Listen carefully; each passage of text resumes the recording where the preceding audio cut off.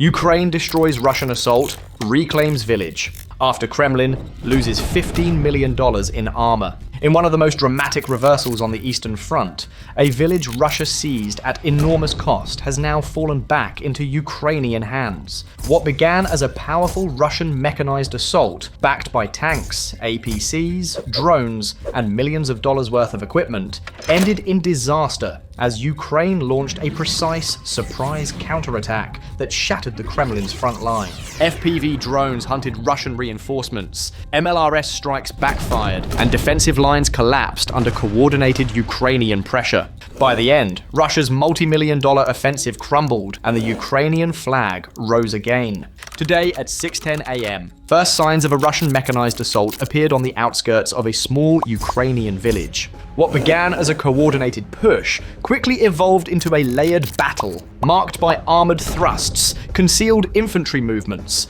drone interference, where every destroyed vehicle carried a price tag in the millions of dollars, and every retreat or advance shifted the local tactical situation. The Russian forces initiated the engagement by dividing their assault groups into several compact armored formations. Tanks moved along one axis, while armored personnel carriers with embarked infantry advanced along another. The objective was straightforward. Apply continuous pressure, deny the Ukrainian defenders any opportunity to regroup, and use overlapping directions of fire to fracture the defensive line. Russian tanks opened the fight by delivering sustained fire against Ukrainian fortifications. Their coordinated salvos, executed from multiple angles, kept the Ukrainian defenders pinned. The constant shelling prevented any rotation of defensive units and forced Ukrainian soldiers to remain under cover. The Russians used this pressure to conceal the advance of their armored vehicles, which were inching towards the landing point where troops would soon dismount to attempt a capture of the settlement. Within minutes, portions of the Ukrainian defensive structures were reduced to rubble. By this time, Russian armored elements worth over $6 million had already committed to the front line. One of the APC groups managed to breach the outskirts of the village. From their perspective, the attack was unfolding as planned. On the opposite flank, another Russian armored group approached. The lead APC struck a mine, but its protection held. The explosion failed to immobilize the vehicle. Several of the following vehicles were burning, representing immediate losses exceeding $4 million, but they continued pushing forward, determined to reach the drop-off point. As the situation deteriorated, Ukrainian soldiers recognized that this defensive line could not be held. They gathered their wounded and attempted to withdraw to the next position. The retreat was conducted under pressure. Russian units unleashed FPV drones to hunt down escaping Ukrainian vehicles. One drone pursued a Ukrainian transporter, but the operator miscalculated, and the drone detonated harmlessly behind the fleeing vehicle and avoided loss of what could have been another $200,000 in equipment and personnel. The moment the Ukrainian convoy cleared the strike zone, Ukraine deployed MLRS units to slow the Russian advance. Rockets impacted near the approaching columns, damaging several APCs and inflicting additional Russian losses estimated at $1.5 million. Despite this, it was insufficient to stop the forward push. With numerical superiority, tank fire, and synchronized movements from multiple directions, Russian forces successfully transported several infantry groups into the village. They dismounted, secured the initial sector, and began clearing structures. Once inside, the Russians continued to fire at suspected Ukrainian hiding spots to ensure no defenders remained. By mid-morning, the village had been captured, though at a cost exceeding $10 million in damaged or destroyed Russian vehicles. They raised a flag over the ruined rooftops, indicating control of the settlement at that time. But the Russian victory was fleeting. A few days later at 5:40 a.m., Ukrainian forces returned with the advantage of preparation, reconnaissance, and surprise. Reconnaissance and surprise. Multiple armored vehicles, including M113 carriers, approached under the cover of suppressive fire.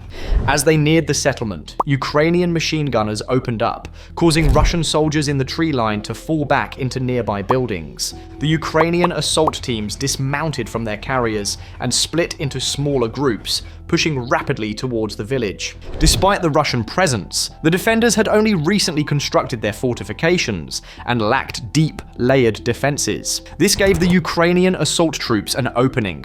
Russian drone operators attempted to counter the advance. Several FPV drones were launched, targeting Ukrainian infantry. Quick reaction and situational awareness allowed the Ukrainian troops to evade, as the drones detonated harmlessly nearby. Each missed Russian FPV cost another $2,000, $4,000 with no effect. Both sides engaged in close-range firefights throughout the settlement. The Ukrainians advanced cautiously, clearing house by house. In one basement, they identified a prepared Russian ambush. Recognizing the danger, they neutralized the threat by tossing grenades into the structure, eliminating the defenders without sustaining casualties. The ambush, had it succeeded, could have cost Ukraine significant losses in personnel and materiel.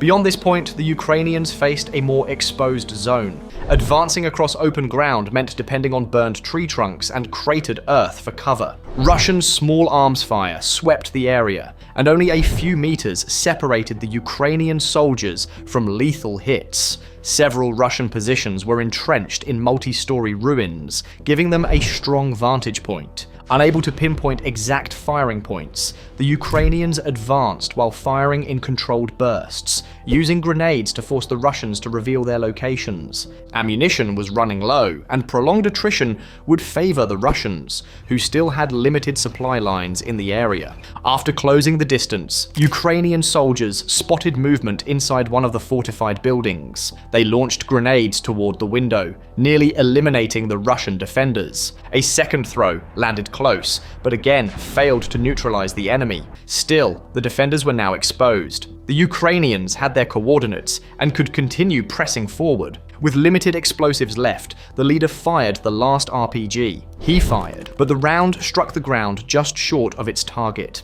Despite the miss, the cumulative pressure forced the Russians to abandon their fortified positions and retreat deeper into the settlement. Explosions from Ukrainian grenades and small arms fire destroyed a significant portion of the defensive layouts the Russians had established. Building by building, the Ukrainians reclaimed territory. The group operated with precision, coordination, and discipline. They maneuvered around the Russians, attacked from multiple angles, and avoided unnecessary risk. Not a single Ukrainian soldier in the assault detachment was wounded, a notable outcome given the intensity of the battle. For the Russians, the situation was collapsing. Communications from the remaining defenders indicated they could not hold the village without reinforcements. Their headquarters attempted to respond by deploying fast support elements on motorcycles. These vehicles were mobile and capable of moving across rough ground quickly, but their lack of armor made them vulnerable.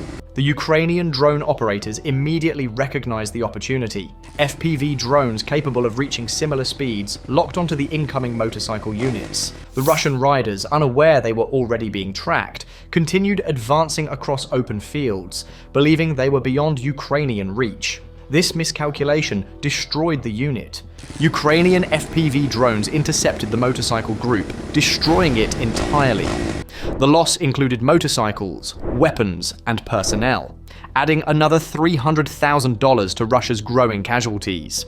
In desperation, Russian units launched several MLRS salvos into the settlement. They fired without adjusting for friendly positions, sending grad rockets into areas where their own troops were still fighting. The indiscriminate bombardment destroyed houses, uprooted trees, and likely killed additional Russian defenders. These volleys indicated poor fire control and risk to own troops. The cost of each MLRS launch, including munitions and fuel, surpassed $100,000, yet the effect was negligible. As the strike ceased, Ukrainian soldiers advanced again, offering the remaining Russians a final chance to surrender. No reinforcements were coming.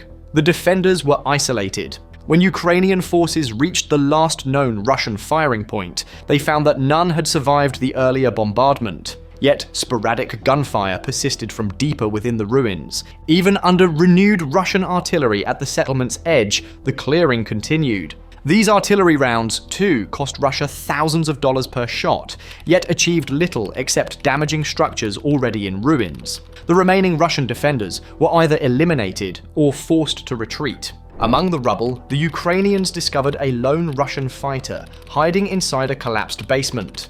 They tossed a grenade, ending the last resistance. By 11:20 a.m., the Ukrainian flag once again flew over the village. The settlement was back under Ukrainian control. Russia had captured it only temporarily and at immense cost. Over $15 million in vehicles, munitions, and personnel losses across both operations. Meanwhile, Ukraine achieved a decisive tactical victory with minimal losses. The battle illustrated the evolving nature of warfare, the importance of drones, the vulnerability of unarmored reinforcements, the significance of coordinated assaults, and the high financial toll of every destroyed tank, APC, missile, and drone.